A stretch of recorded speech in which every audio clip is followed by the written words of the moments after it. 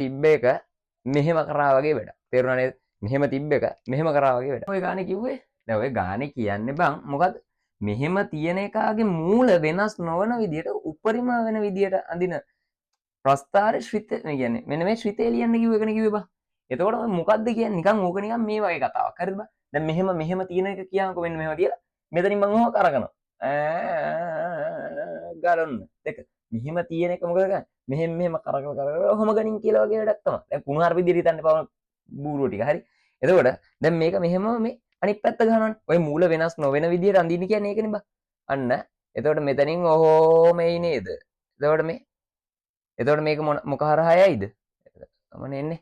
මෙන්න මේකේ එකයි. හරිද? එතකොට මේ ශ්‍රිතේ උපරිම ශ්‍රිතේ මොකද්ද සමීකරණය? y සමානයි මචං මෙයා උපරිමයක් වෙන හින්දා x වර්ගය ඉස්සරහා ලකුණ මොකද වෙන්නේ? ඍණ වෙනවා. දැන් මොක හරහාද යන්නේ? ධන එක හරහා යනවා. මූල වෙනස් වෙන්නේ නැහැ. හැබැයි මෙයාගේ කන පිට ගන්නවා. තේරුණා නේද? ඒක නිකන්